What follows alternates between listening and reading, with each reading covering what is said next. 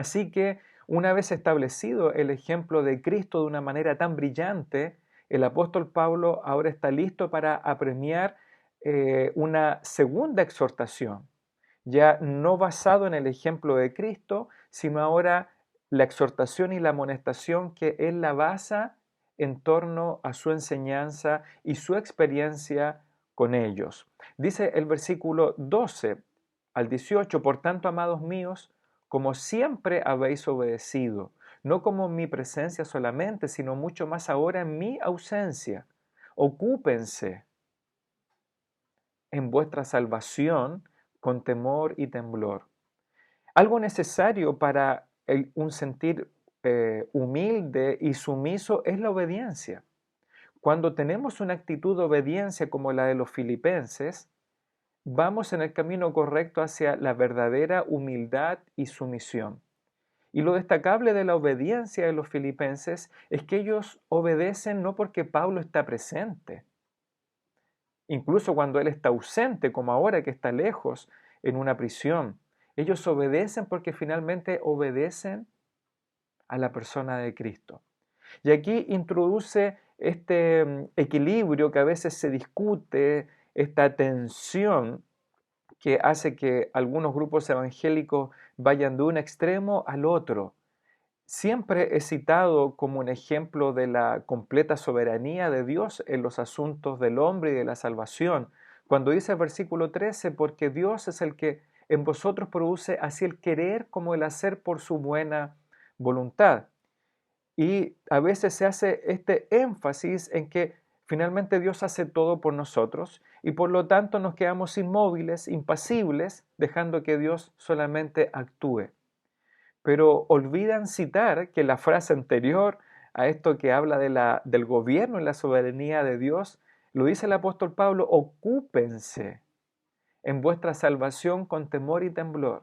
Y aquí vemos este misterioso y maravilloso equilibrio entre cómo Dios gobierna los asuntos de su iglesia, de los creyentes, pero cómo Él al mismo tiempo demanda absolutamente nuestra responsabilidad en la forma de la obediencia. Entendemos absolutamente que aquí el apóstol Pablo no se refiere a que hay que trabajar u obrar para ser salvos, porque la salvación durante toda la escritura nunca es como consecuencia de las buenas obras que podamos hacer. Así que descartamos totalmente que este ocuparse en la salvación se refiere a obrar para ser hijos de Dios. Aquí entendemos que la salvación ya es algo que estos creyentes tienen, porque son creyentes los filipenses, como nosotros. Así que la salvación ya ha sido obtenida por el sacrificio y la resurrección de Cristo.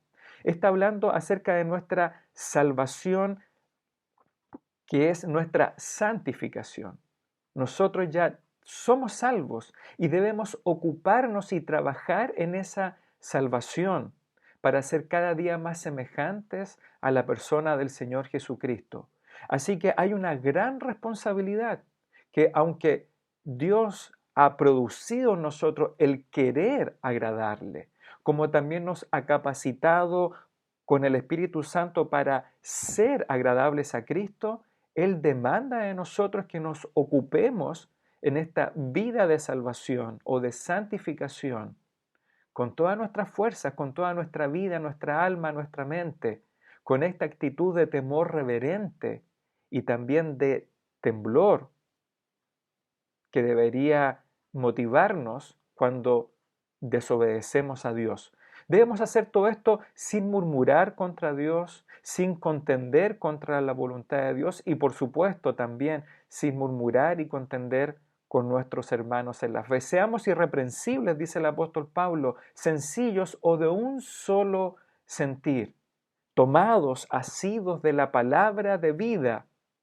¿Para qué? Para que en el día de Cristo, dice el apóstol Pablo, y ahora estos versos hablan de él como ejemplo. Pablo dice que quiere gloriarse cuando esté delante de Cristo, de que no ha corrido en vano ni en vano he trabajado. Esto puede sonar un poco chocante, pero entendemos absolutamente que Pablo sabe que él ha sido demandado por Dios para ocuparse precisamente en este ministerio a los gentiles y a los judíos con temor y temblor.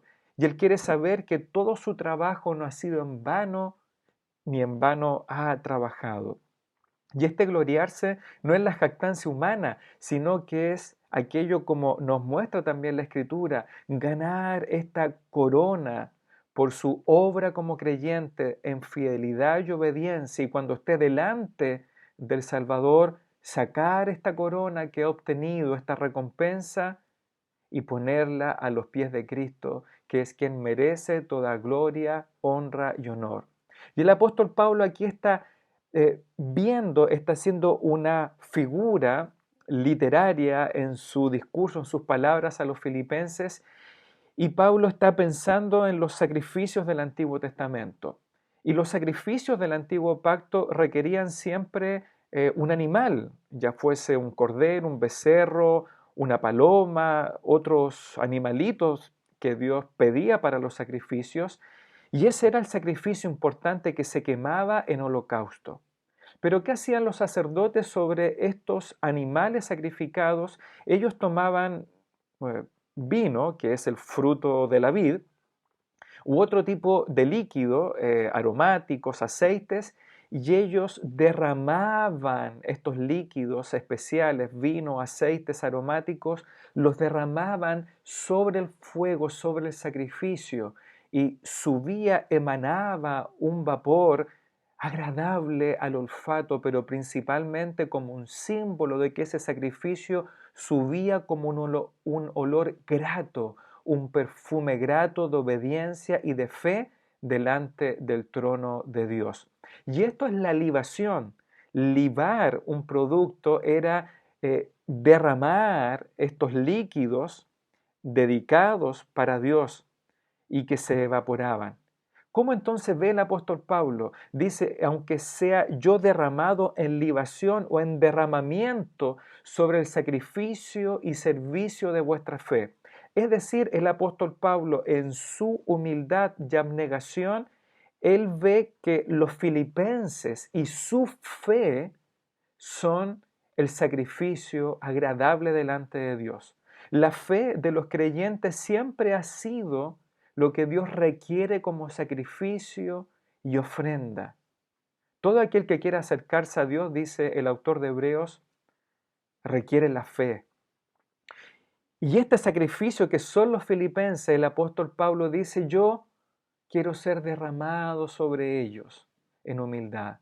Y él dice el apóstol Pablo, si esto fuese posible, que yo fuese derramado sobre el sacrificio de vuestra fe, yo me gozo y me regocijo con todos vosotros. ¿Y cuál es la invitación final que hace el apóstol Pablo?